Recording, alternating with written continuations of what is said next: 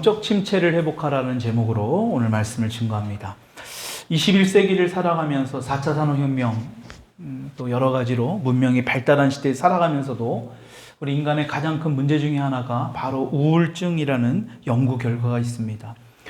그러니까 우울증은 대개 어떤 슬픔이나 또 무관심, 절망감, 또 불면증 같은 현상이 나타납니다. 그래서 심하게 되면 외부 활동을 하지 못하게 되고 더 심해지면 아주 극단적인 선택을 하는 경우가 간혹 있습니다.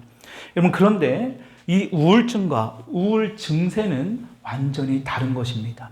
많은 사람들이 조금이라도 우울 증세가 있으면 자신이 어떤 우울증에 걸린 거 아닌가 하고 걱정하는 분이 있는데, 우울증과 우울 증세는 완전히 다릅니다. 왜냐하면 우리가 인생을 살다 보면 우울할 때가 옵니다. 슬픈 것도 우리의 감정 중에 하나입니다. 잠깐씩 우울해질 수 있는 것은 당연히 우리 인간에게 일어나는 그런 현상 중에 하나입니다. 그런데 문제는 이러한 우울 증세가 지속되게 되면 굉장한 영적인 침체가 될 수 있습니다. 그러니까 몸이 힘들어서, 마음이 힘들어서 어떤 이러한 우울 증세가 나타났을 때 우리의 영적으로도 영향이 있다는 것입니다. 우리가 지난 몇 주 동안 계속해서 엘리야의 이야기들을 보고 있는데, 지금 엘리야는 하나님의 굉장한 어떤 기적과 같은 놀라운 은혜를 경험하게 됩니다. 그럼에도 불구하고 오늘 본문 말씀을 보면 이 엘리야가 영적으로 침체되는 그런 상황을 우리가 볼 수 있습니다. 그 몇 가지가 있는데, 우리가 지난주에 보았던 열왕기상 18장을 보게 되면 지금 850명의 바알과 아세라 선지자들과 이 아합왕과 더불어서 엘리야와 결투를 벌입니다. 우리가 갈멜산에서 하나님의 불이 떨어지면서 하나님의 살아계심을 지금 모든 사람들에게, 그곳에 있는 이스라엘 백성들과 더불어 이 바알과 아세라 선지자들이 있는 그 앞에서 엄청난 일을 지금 경험합니다. 그리고 나서 이들을 다 처형시켜버리죠. 그리고 엘리야가 기도하니까 3년 반 동안이나 비가 오지 않았던 그 이스라엘 지역에 비가 다시 내리기 시작합니다. 그러니까 비를 내리시는 분이 바알과 너희들이 거짓 신으로 믿었던 이 아세라가 아니라 하나님이라는 사실을 지금 명확하게 보여줍니다. 근데 이 엄청난 일들이 다 하루 만에 일어난 그러한 사건입니다. 그러다 보니까 엘리야가 이런 모든 것을 지금 경험했던 이 엘리야는 이 하루가 너무나 어찌 보면 힘든 그런 하루였을 것이라고 생각합니다. 육체적으로나 정신적으로나 또 영적으로도 굉장히 좀 힘들었을 겁니다. 근데 바로 그때에 오늘 본문 말씀을 보니까 이 아왕의 부인인 이세벨이 사람을 보내서 엘리야를 죽이겠다고 지금 협박하게 됩니다. 우리 19장 2절의 말씀을 우리 다시 한번 읽어보도록 합니다. 시작. 이세벨이 사신을 보내어 이르되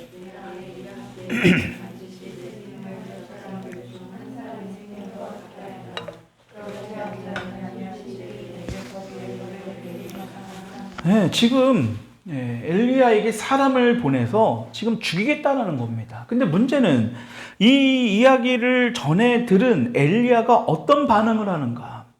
조금 전까지도 하루 만에 엄청난 놀라운 일을 경험했던 엘리야가 이 이야기를 듣고 어떻게 반응하느냐라는 겁니다. 3절의 말씀 읽어봅니다. 시작. 그가 이 형편을 보고 일어나 생명을 위해 도망하여 유다에 속한 부엘세바에 이르러 자기의 사안을 그곳에 머물게 하고, 지금 이세벨의 협박을 지금 듣고 나서 지금 이 질에 겁을 먹고 엘리야가, 여러분 지금 이 부엘세바까지의 지금 거리가 100km 이상이나 떨어져 있는 거리입니다. 그러니까 지금 그곳까지 도망가게 된다는 거예요. 너무나 겁이 나니까 아주 먼 거리로 지금 도망가는 모습을 봅니다. 아니 조금 전까지만 해도 850명이 된 사람과 싸워서 승리한 이 엘리야의 모습은 조금도 찾아볼 수 없는, 지금 이세벨의 그 여자의 말을 듣고, 물론 굉장한 어떤 권력을 가진 자이긴 하지만 전에 보았던 엘리야의 모습하고는 완전히 다른 그런 엘리야의 모습을 우리가 볼 수 있습니다. 여러분, 그래서 그렇게 엘리야가 공포에 사로잡혀서 호렙산까지 도망을 가게 되는데, 하나님께서 네가 왜 이러고 있느냐? 네가 왜 여기 있느냐? 라고 묻자 엘리야가 이렇게 대답을 하나님께 합니다. 19장 10절의 말씀 읽어봅니다. 시작. 그가 대답하되 여호와께 열심히 유별하오니 이는 이스라엘 자손이 주의 언약을 버리고 주의 제단을 헐며 칼로 주의 선지자들을 죽였음이오며 오직 나만 남았거늘 그들이 내 생명을 찾아 빼앗으려 하는 말이다. 여러분, 지금 이 이야기, 지금 하나님께 엘리야가 하는 이야기를, 말을 잘 들어보면 이게 맞는 말이 아닙니다.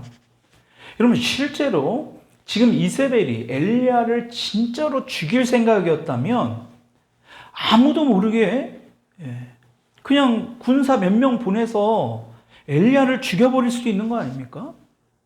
근데 굳이 사람을 보내서 내일 이맘때까지 너를 죽이겠다라고 이야기를 하는 겁니다.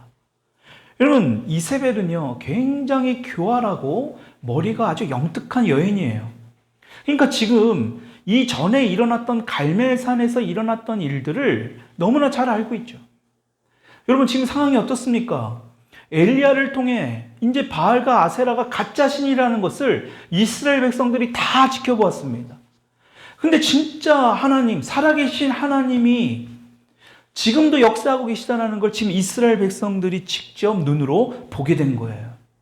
이전까지는 바알을 섬겼던, 물론 하나님도 섬겼지만 바알을 섬겼던 이스라엘 백성들이 지금 완전히 돌아간 겁니다. 그러니까 엘리야를 굉장히 어떤 존경과 때로는 또 어떤 두려움의 마음, 이런 여러 가지 복합적인 마음들이 이스라엘 백성들에게 있었다라는 거예요.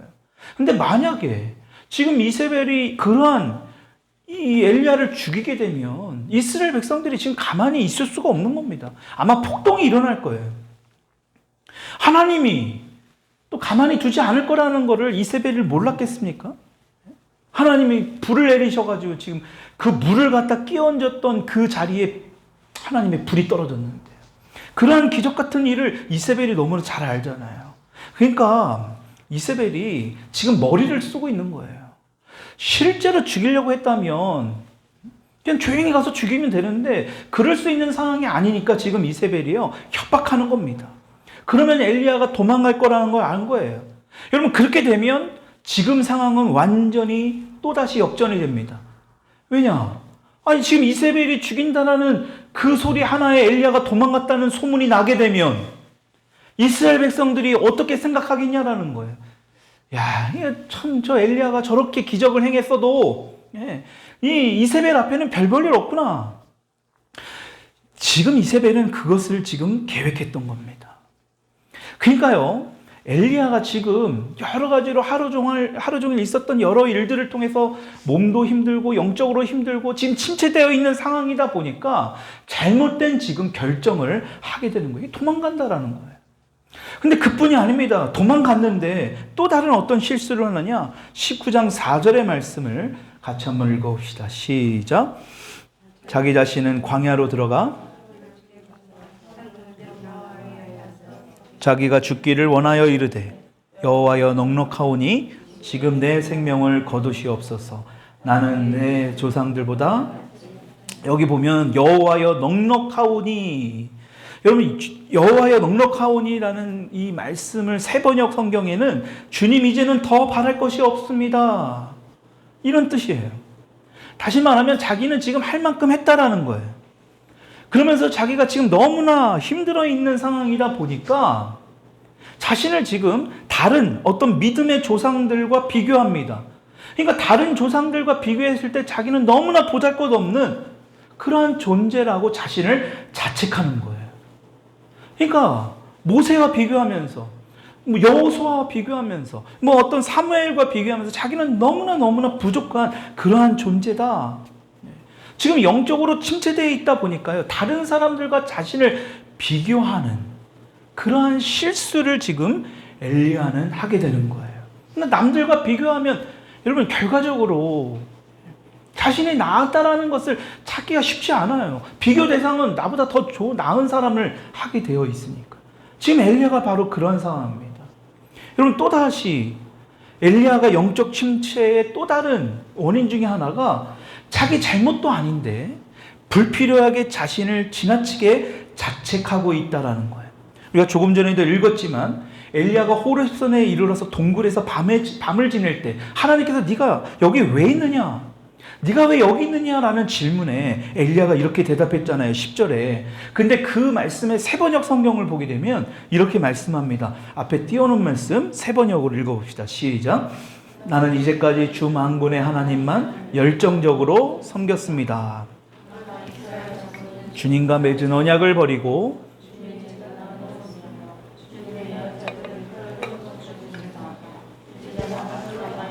그들은 내 목숨마저도 없애려고 찾고 있습니다. 지금 엘리야가 말하는 거 잘 보면 이스라엘 백성들이 하나님의 언약을 버리고 제단을 헐고 지금 예언자들의 많은 사람들을 죽였던 그것이 반역했던 것이 자기 탓으로 지금 여기고 있는 겁니다. 그러니까 자기가 주님의 예언자로서 열정적으로 하나님을 섬겼지만 지금 이렇게 여러 가지로 힘들게 있는 상황이 자기 때문이라는 것을 지금 이야기하는 거예요. 여러분, 책임감을 갖는 건 좋지만 지나친 책임감은 지금 너무나 불필요한 모습이라는 것을 보여주는 거예요. 지금 엘리야가 지금 그러한 모습을 우리에게 보여주고 있는 거예요. 그런데 중요한 것은 이렇게 영적으로 침체되어 있는 엘리야를 하나님이 가만히 보고 계시잖아요. 엘리야를 다시 회복시켜 주십니다. 지금 이세벨의 협박을 피해서 지금 부엘세바까지 도망갔잖아요. 그리고 엘리야가 로뎀나무 아래서 잠이 든 모습을 하나님은 지켜보십니다. 그때 하나님이 어떻게 하십니까? 19장 5절의 말씀 읽어봅시다. 시작. 아래 누워 자더니 천사가 그를 어루만지며 그에게 이르되 일어나서 먹으라 하는지라. 여러분 지금 보십시오. 하나님께서 로뎀나무 아래서 너무나 지쳐있고 힘들어있는 그 엘리야를 하나님은 다 알고 계셨던 거예요. 그러니까 천사를 보내서 그에게 먹을 것을, 마실 것을 공급합니다. 음식을 먹고 일어나서 먹고 마시고 어떡합니까? 6절의 말씀 읽어볼까요? 시작. 본즉 머리맡에 숯불에 구운 떡과 한 병 물이 있더라. 이에 먹고 마시고 맛있는 음식을 먹고 물을 마시고 나서 다시 또 잠이 드는 거예요. 그때 또 어떤 일이 벌어집니까? 7절 읽어봅시다. 시작. 여호와의 천사가 또다시 와서 어루만지며 이르되 일어나 먹으라. 내가 갈 길을 다 가지 못할까 하노라 하는지라. 8절까지. 이에 일어나 먹고 마시고 그 음식물의 힘을 의지하여 40주 40야를 가서 하나님의 산 호렙에 이르니라. 호렙산까지 갈 수 있는 그러한 먹을거리를 다시 한번 제공하게 됩니다. 여러분 그런데 잘 보십시오.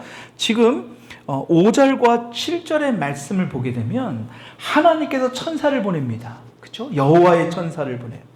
근데 그 침체되어 있는 엘리야를 위해 먹고 마시는 것으로만 하시는 것이 아니라 어떻게 하십니까? 엘리야를 직접 터치해 주신다라는 거예요. 여러분 보십시오. 천사가 그를 어루만지며 지금 7절에도 보니까 여호와의 천사가 또다시 와서 어루만지며. 여러분 이 말씀을 잘 우리가 눈여겨봐야 될 필요가 있다. 하나님께서 천사들을 통해서 이 엘리야를 직접 만져주시는 거예요.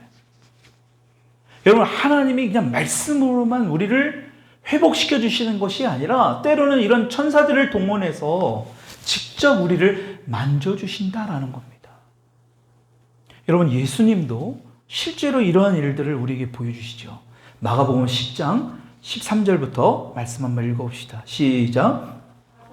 사람들이 예수께서 만져주심을 바라고 어린아이들을 데리고 오매 제자들이 꾸짖거늘 예수께서 보시고 노하시어 이르시되 어린아이들이 내게 오는 것을 용납하고 금하지 말라. 하나님의 나라가 이런 자의 것이니라.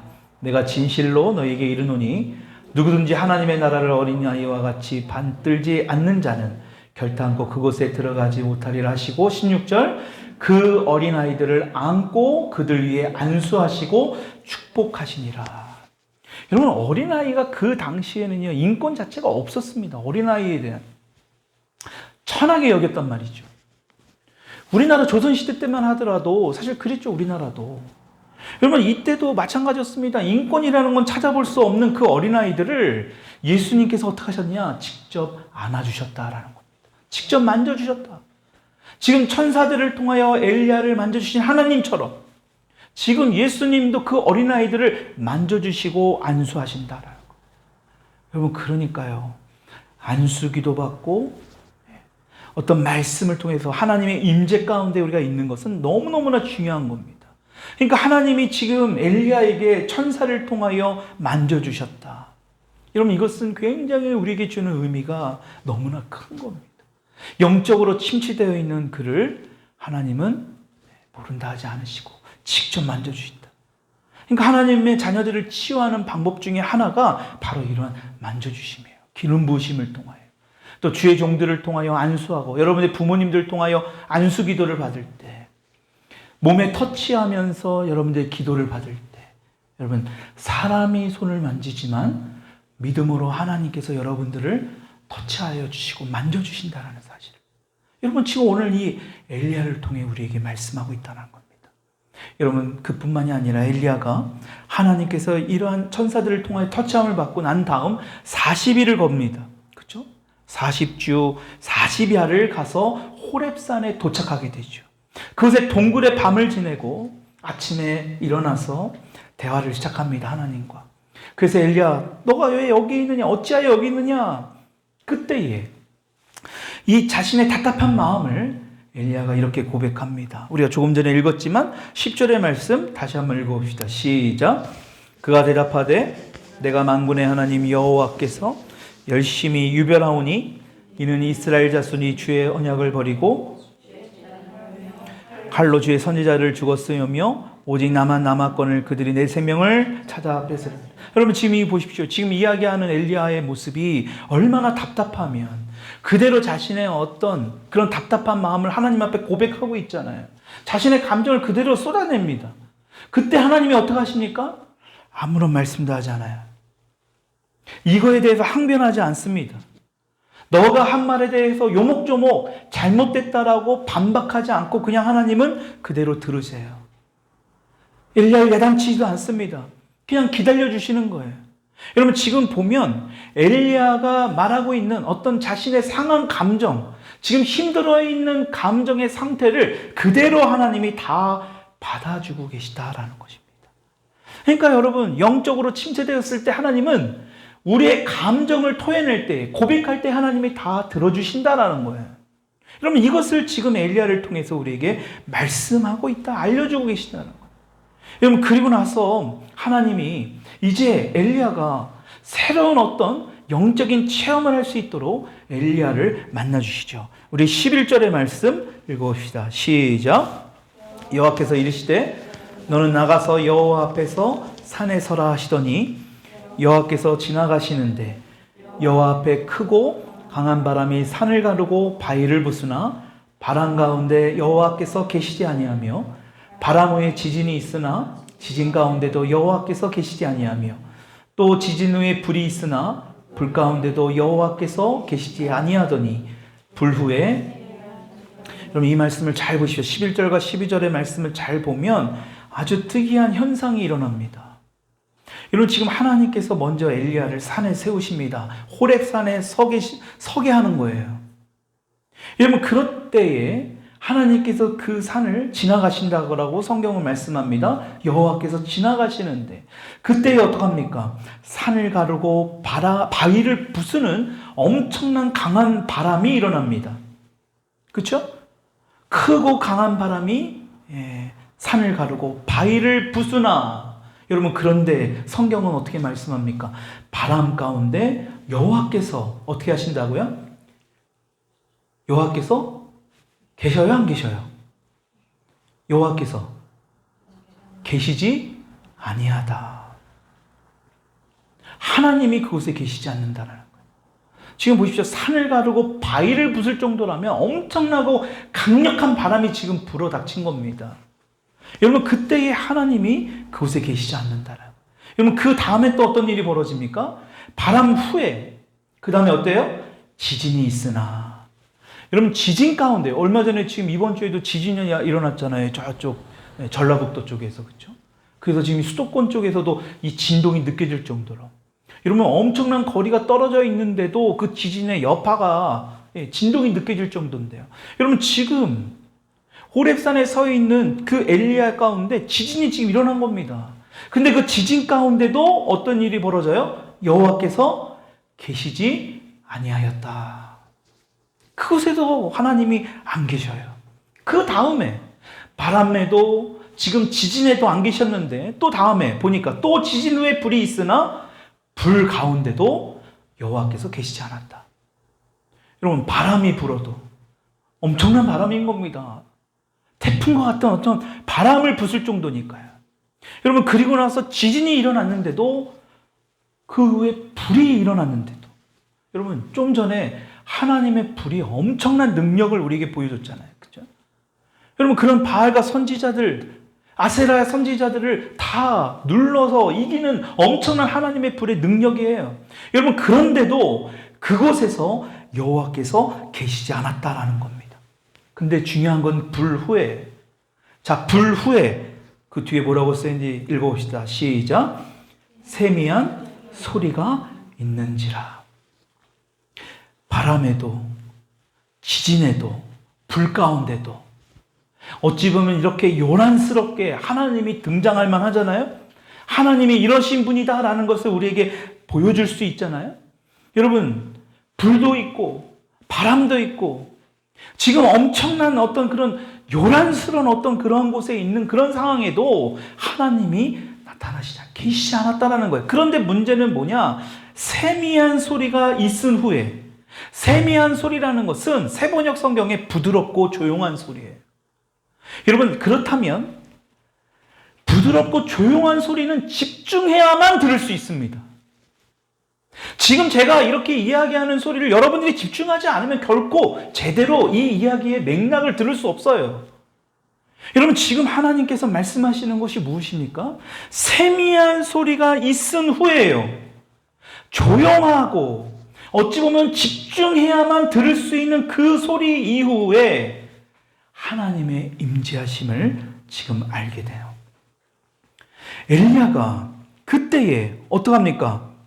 지금 13절을 보니까 뭐라고 나옵니까? 엘리야가 듣고.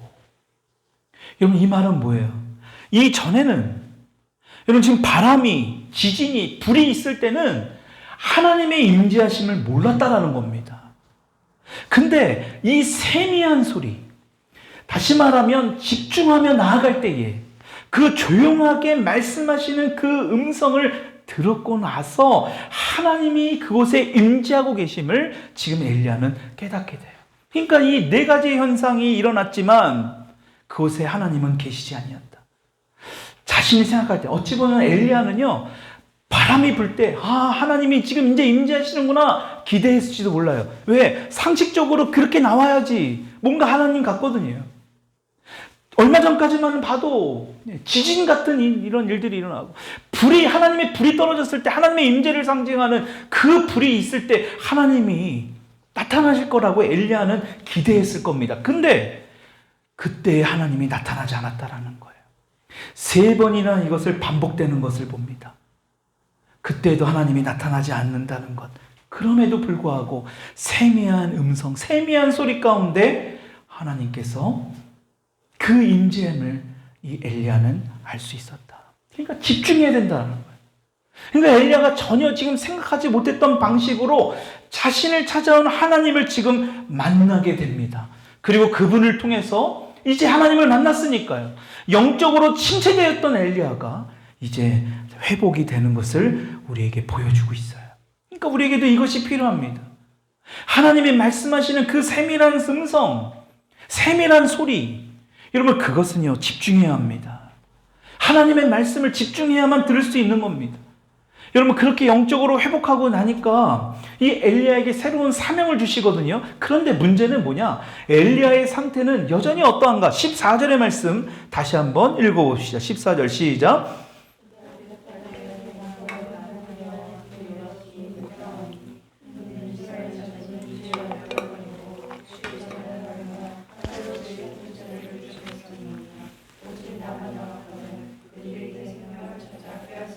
지금 읽으면서도 조금 이상하다는 생각 안 듭니까, 여러분?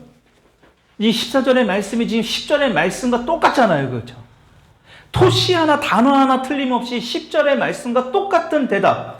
하나님께서 너가 여기 지금 왜 있느냐라고 묻는 질문의 대답이 10절의 말씀과 14절의 말씀에 똑같이 글자 하나 틀리지 않고 이야기하는 겁니다.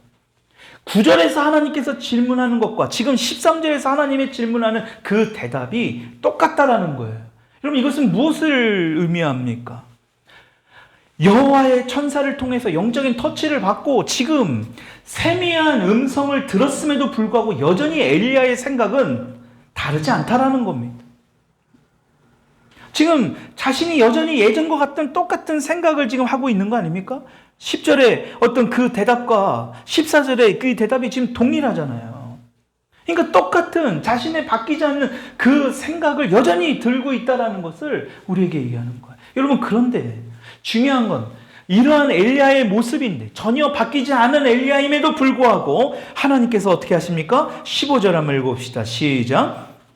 여호와께서 그에게 이르시되 다메섹에 가서 이르거든 하사에게 기름을 부어. 그리고 16절도요. 너는 또 님시의 아들 예후에게 기름을 부어 이스라엘 왕이 되게 하고 또 아메보올라의 사밧의 아들 엘리사에게 기름을 부어 너를 대신하여 선지자가 되게 하라. 지금 어떤 사명을 지금 엘리야에게 하나님께서 주고 계십니까?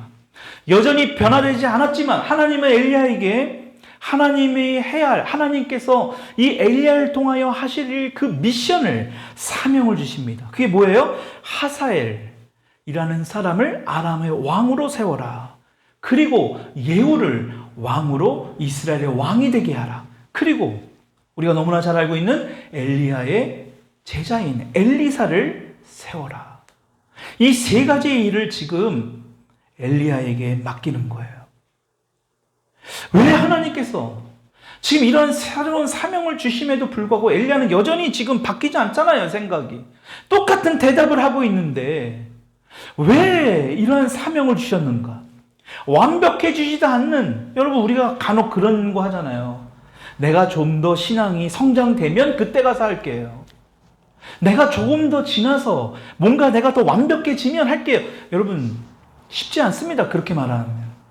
그렇게 말하는 사람이 완벽해질 수도 없을 뿐만 아니라 성장하는 것이 쉽지 않아요. 여러분, 지금 엘리야는 여전히 변화되지 않는 어떤 자신의 생각을 붙듭니다. 그럼에도 불구하고 하나님은 이 엘리야에게 새로운 사명을 주는 거예요. 왜요? 완벽해지지 않았지만 지금 하나님이 주신 사명을 통해서 엘리야가 조금씩 변해지는 것, 그것을 실천해야 하며 나아갈 때에 지금 하사엘이라는 사람과 예후라는 사람과 엘리사라는 사람을 세우며 나아갈 때에 너가 지금 영적으로 침체되어 있는 그 모든 것들이 회복이 되고 치유가 될 것이다. 다시 말하면 하나님의 사명을 감당하며 나아갈 때에 영적인 침체가 회복이 될 것이다 라는 것을 지금 엘리야를 통해서 말씀하고 있는 거예요. 그러니까 우리가 어떤 영적 침체, 어떤 우울해지고 그럴 수 있죠. 어떤 증세가 있을 수 있습니다. 근데 너무나 그 문제에 빠지게 되면, 거기에 매몰되게 되면 다른 생각을 못해요. 그러니까 그 문제에만 집중하니까. 여러분, 그래서 하나님이 주시는 사명이 무엇인지를 우리가 알아야 될 필요가 있다라는 거예요. 그 사명을 들어야 된다라는 거예요. 여러분, 하나님은 그래서 지금 이 엘리야에게 하나님의 사명을, 그 미션을 말씀하고 있는 거예요. 말해주고 있는 겁니다. 그것을, 그 사명을 위해. 여러분들이 여러 가지로 지금 어렵고 힘든 일이 있다 할지라도 거기에 빠지는 것이 아니라 지금 내 현재 위치에서 열심히 공부하고 열심히 일하고 내가 지금 현재 있는 그 위치에서 열심히 모든 것을 일하며 살아갈 때에 우울적인 어떤 영적인 침체에도 우리가 벗어날 수 있다는 것을 하나님 우리에게 말씀하고 있는 거예요. 여러분, 그것뿐만이 아니에요. 하나님이 마지막으로 엘리야에게 어떻게 말씀하고 있습니까? 우리가 마지막 본문 말씀이 18절의 말씀 읽어봅시다. 시작. 그러나 내가 이스라엘 가운데 7,000명을 남기리니 다 바알에게 무릎을 꿇지 아니하고 다 바알에게 입맞추지 아니한 자니라. 여러분, 이 말씀의 의미가 뭡니까? 바알과 아세라에게, 그 거짓 신들에게 무릎을 꿇지 아니한, 다시 말하면 정결한, 하나님을 온전히 신뢰할 수 있는 몇 명이요? 7,000명을 남기겠다. 여러분 지금 엘리야가 왜 이렇게 힘들어하는지 아십니까? 지금 자기밖에 없다라는 거예요. 지금 다 죽였다라는 겁니다. 하나님을 믿는 사람은 자기밖에 없다라는 거예요. 그러니까 영적인 리더자로서 어떤 내가 신앙인으로서의 나만 혼자 다른 사람들, 다른 세상 사람들은 하나님께 예배드리지 않고도 저렇게 잘 살아가는데 나만 지금 혼자 이렇게 남아서 이렇게 예배 자리에 있지 않습니까? 내 주변 사람들은 아무도 예배드리지 않습니다. 여러분 그것을 지금 하나님 앞에 항변하고 있는 그 엘리야에게 하나님이 뭐라고 말씀해요? 너 혼자 있는 것이 아니다라는 거예요. 너 같은 사람 7,000명이나 이 땅 곳곳 여기저기에 준비시켜 놓았다. 그러니까 너가 혼자 외로워하고 힘들어하지 말고 너 혼자뿐이다라는 생각하지 말고 계속해서 하나님과 함께 이 미션을, 이 사명을 감당해야 된다 하고 지금 엘리야를 위로하는 거예요. 여러분 이것이 지금 하나님께서 엘리야의 영적 침체를 회복시키는 이러한 방법인 거예요. 여러분 이것이 얼마나 귀합니까? 여러분 그래서 교회라는 이 공동체를 하나님이 허락하신 것도 예수 그리스도의 그 피를 통하여 이 교회를 세운 것도 다른 게 아닙니다. 혼자서 예배 드리는 게 쉬운 게 아니거든요. 절대 그럴 수 없습니다. 여러분 우리가 지금 우리 교회가 여러 가지 지금 수요 예배도 안 드리죠. 새벽 기도도 따로 없습니다. 새벽 예배도 안 해요. 근데 우리의 영적 상태는 어떤가 우리가 돌아봐야 됩니다. 그렇게 안 해도 불구하고 내가 영적으로 정말로 올바르게 바로 서고 있다면 우리는 그렇게 해도 돼요. 근데 문제는 그렇지 못하다면 우리는 오늘 이 말씀을 다시 한번 잘 생각해야 돼요. 여러분 그래서 교회라는 공동체를 통해서 하나님이 기도하고 예배할 수 있는 그러한 장소를 허락하셨다라는 거예요. 그러니까 서로에게 어떤 그러한 필요한 존재가 서로 될 수 있도록 그러한 믿음의 공동체를 만들어 놓으셨다라는 거예요. 여러분 그러니까 이 교회가 얼마나 귀한 겁니까? 그러니까 예수님이 십자가에서 죽을 만큼이나 자신의 생명을 내놓을 만큼이나 아주 귀한 것이 바로 이 교회다라는 겁니다. 여러분 그래서 이 엘리야는요 이러한 영적인 침체를 잘 이겨낼 수 있었던 오늘 19장의 말씀을 보면서 여러분 먼저 뭡니까? 하나님의 터치함을 받아야 돼요. 하나님께서 우리를 만져주시기를 원합니다. 천사를 통해서 때로는 만져주시기도 하고 때로는 믿음의 사람들을 통하여 기도를 통하여 여러분들을 만져주시기를 원하잖아요. 근데 우리는 자꾸 그걸 만져주는 걸 싫어하는 게 영적인 반응들이 막 보여요.